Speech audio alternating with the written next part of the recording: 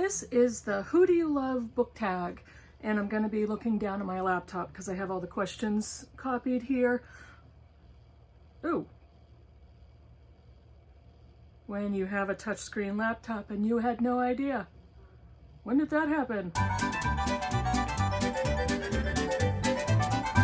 Hi BookTube, it's Kim at K Becker's Books, and this is the Who Do You Love book tag.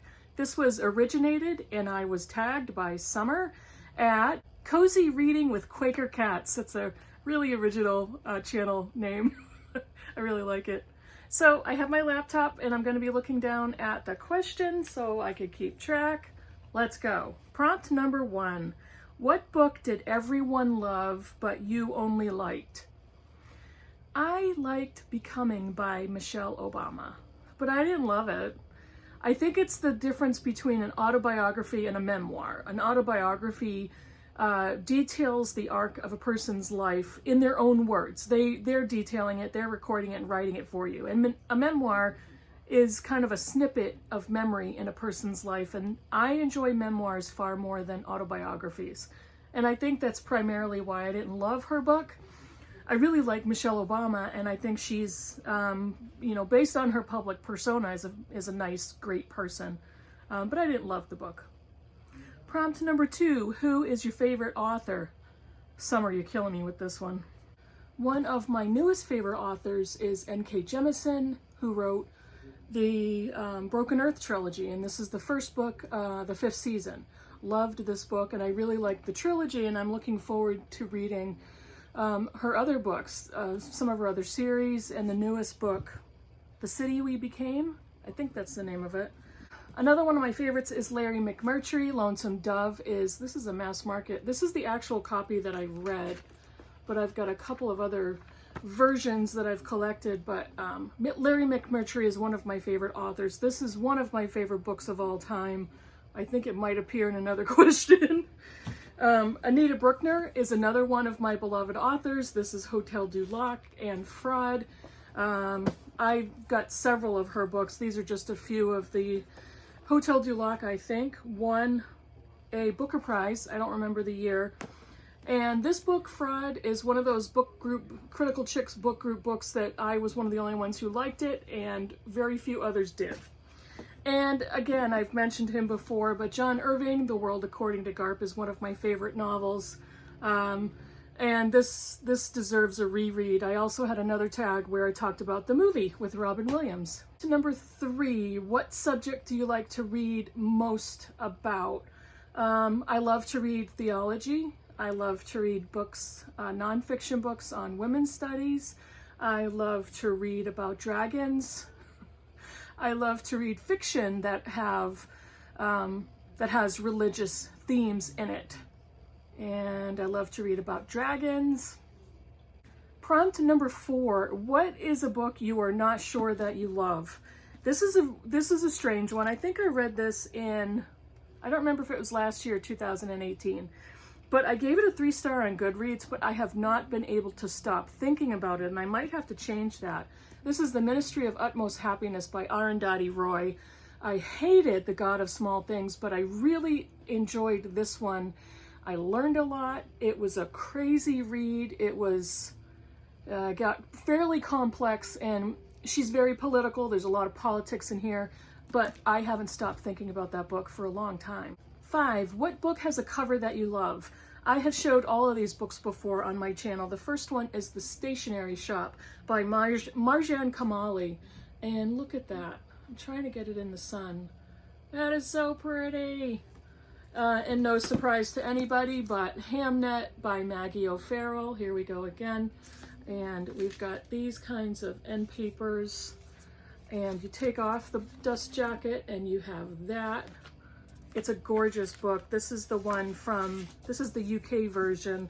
The US version just came out and it's boring and gross looking. And The Illumination of Ursula Flight, I've gushed about this one simply because of how the aesthetics and how it looks. I haven't read it yet, but I will because of all the gold foil. Not only that, but the great reviews too. Oh yeah, the content. 6, what book stayed with you the longest? This is an interesting one. because I thought about the books in my past, whether I was a teenage reader or young adult reader, and I'm old enough so that when I was young, there were no young adult genres. So which book stayed with me the longest?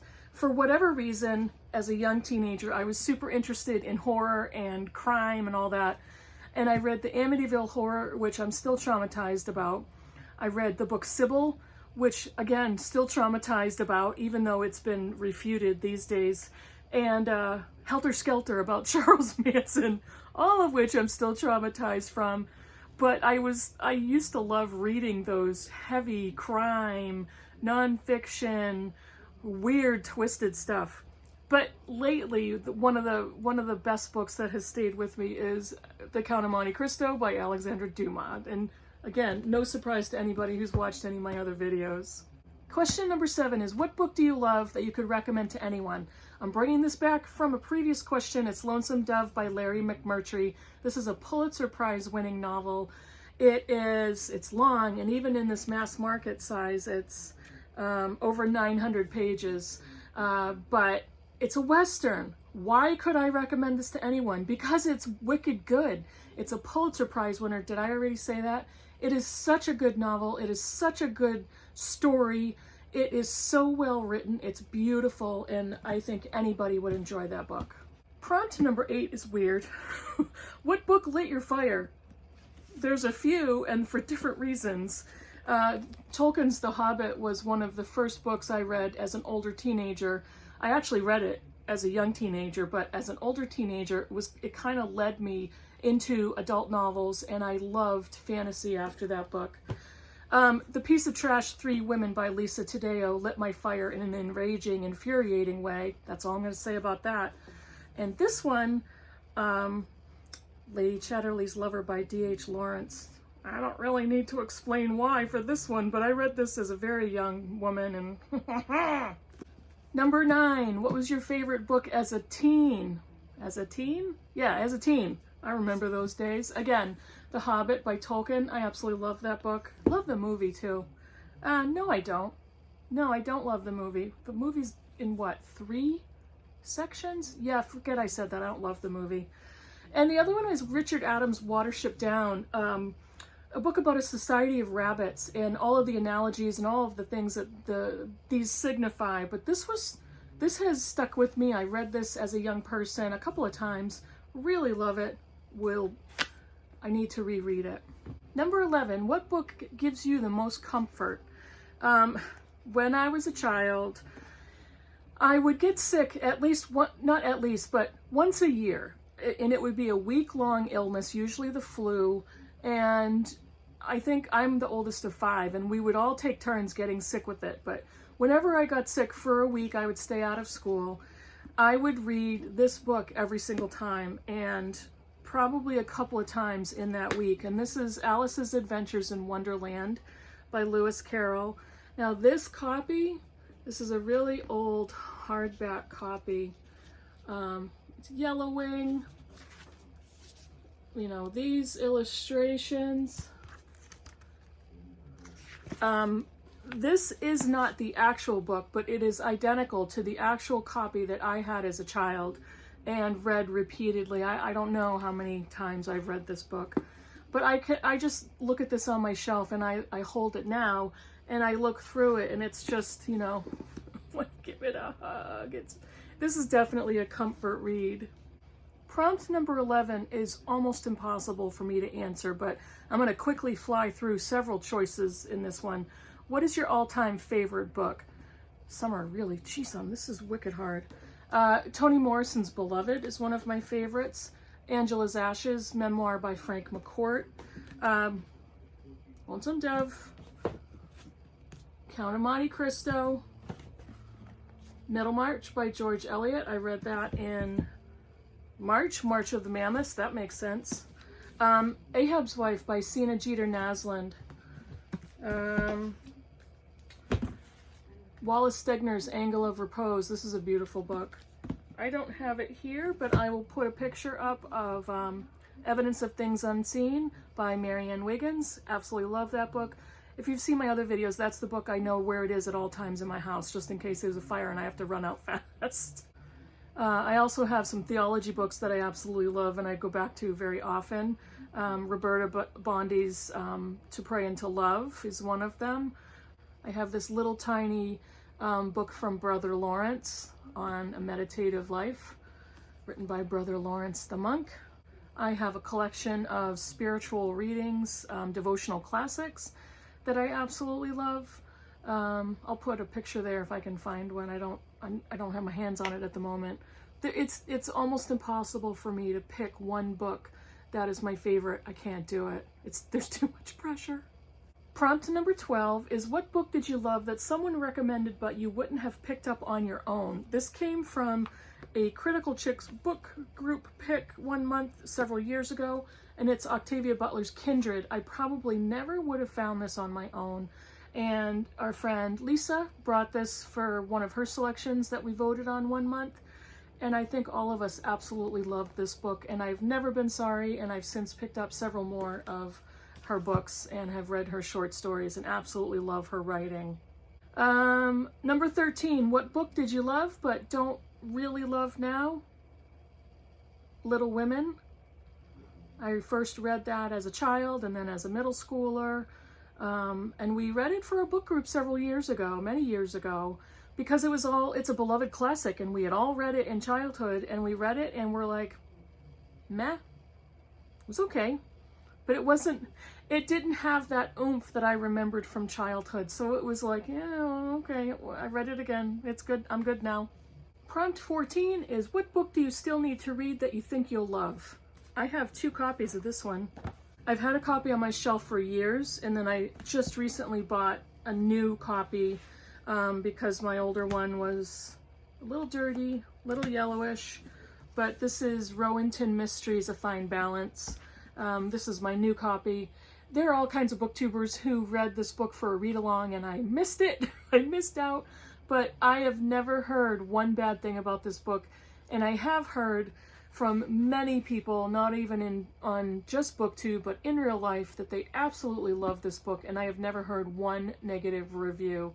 I'm pretty sure I will love it. I absolutely love novels set in India. I also have never read and think I will love Jane Eyre by Charlotte Bronte. That's on my goal. I don't remember if it's in my bucket list books. I don't think it is, but I think it's one of my books for a goal this year. I set my own goals, so I'll put it on if I want to. But I've never read it. I think I'll love it. Marilyn Robinson's Gilead. This is the first in the trilogy, and the 4th book, it's not going to be a trilogy anymore. 4th book, called Jack, is coming out soon. I've not read this, and it is a novel with a religious theme, and I will most likely absolutely love it. This is a weird one. I've had this book, The Butchering Art, by Lindsay Fitzharris. Now, this is weird. I think this is not a novel, it's nonfiction. She's a historian that reveals the shocking world of 19th century surgery and the profound transformation. I snorted. I think this is going to be right up my alley. This is going to be, reading about 19th century surgical procedures, germ warfare. When does that come into play? When did they discover what bacteria does and all of that? This one is a more recent nonfiction, Lori Gottlieb's Maybe You Should Talk to Someone. This was long in the Booker Prize, not the Booker Prize, sorry about that, the BookTube Prize running. And she's a therapist who discusses her practice and the fact that she has a therapist that she talks to.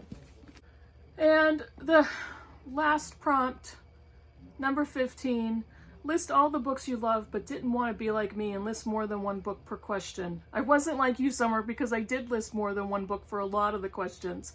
But let me get a pile of more books that I didn't mention yet. 3 books that I haven't read yet that I didn't mention.